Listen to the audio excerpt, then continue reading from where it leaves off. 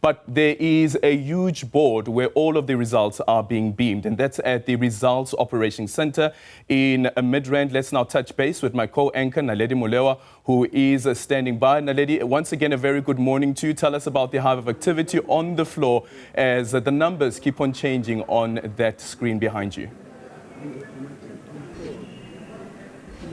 Well, thank you so much for that, Aldrin. And once again, a good morning to you and our viewers. So you talk about that screen where the numbers are coming in, and this is where it is. I want to actually give you a quick walkabout of the Results Operations Center, just so you see what the nerve center really looks like. This is essentially where the political parties are going to be sitting with bated breath. Behind you there, that big screen that shows us all those numbers as they come in. On the left there, you've got all the provinces and provinces again on the right. In the center, what the numbers are looking like for the national ballot. So very, very interesting. You'll note that only about 0.94% of the vote has been counted. So just below 1%, still a very long way to go. And the numbers are already coming in. And I imagine the political parties will have already something to say about what they're indicating about who's possibly leading. Of course, those numbers are still going to change very, very dramatically over the next few days. But let me give you a walkabout once again. So what these tables are over here is essentially where some of the political parties are going to be stationed.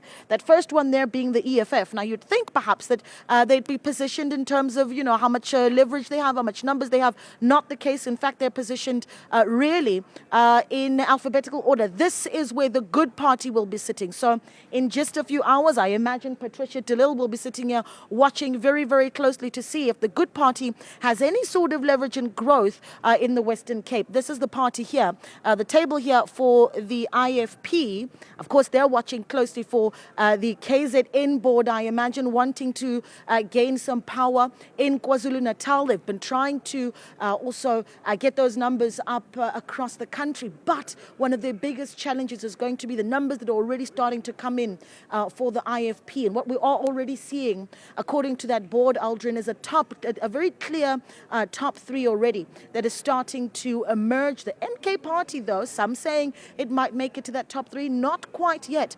Still very much an ANC, DA, and EFF top three. But this area here is, of course, where we have all those press conferences. Now, I want to show you. And that's, of course, where we're going to be seeing the IEC giving us those updates as those numbers start to come in. Of course, we imagine that today we'll also be hearing from them just the outcomes of how that vote went yesterday. Massive concerns that have been raised by a few political parties around how long those queues were and if everyone was able to vote. So this here is really when I ask some of the staff members, they call it the frontline desk of the IEC here at the Results Operations Center. So when there have been disputes in some voting stations in any parts of the country, this is where those calls would be received. So on this side, again, a lot of the A's. Now, of course, I did mention that all of these parties are stationed in alphabetical order, and you'd imagine a lot of A's on our ballot papers. There's the desk for the ANC. You know that that desk is going to be buzzing a little bit later on. The African Movement Congress this way. And then as we get closer and closer to the front, we'll bring you a party that certainly was considered somewhat of a kingmaker in the last local government elections. And will they be a kingmaker in these elections? Well, that remains to be seen. We speak now to the National Chairperson of ACTIONSA, Michael Beaumont. Michael, good morning. How are you? Good morning. It's an early morning, but certainly one where I think a lot of us are excited to see these numbers coming in. Yeah, 0.1%, not even at this point of the numbers that have come in. Is this a good litmus test for you? No, not at all. I think you've got to realize that we've got a very, very small percentage of the South African people's votes that have been counted. And certainly those that have been counted, I think, represent those further outlying areas. You know, it's going to build up. And certainly we will watch those numbers throughout the course of the day. But I think it would be hugely premature to make any conclusions based on the small numbers that are in already. Are you hoping that this is essentially the party running for a national and general election for the very first time? You had the local government elections where you were considered a kingmaker. Do you think that there are threats to that position in this election? No, I don't think so. I think ACTIONSA has gone out to ensure that we become a party with a national footprint. And I think certainly the nature of any first national election is that you've got to get your foot in the door. If you look at the South African political system, it is set up to prevent new political entrants into the market. There are a lot of barriers put in the way by the establishment. And I think largely speaking, we've overcome those barriers and emerged as an alternative. But certainly we've got to gain representation nationally and in the provinces so that we can fight for South Africans in those important platforms. And certainly from this election, I think we will gain that foothold. And of course, the fear is when we do have new parties, you want them to hold on. I mean, we haven't had a lot of new parties that are able to stay at the top.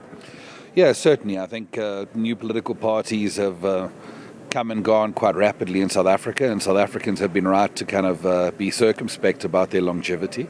But at the end of the day, it's also about how those political parties operate. And we've worked very hard over the last 3 years to ensure that South Africans see us fighting for them and fighting in their corner.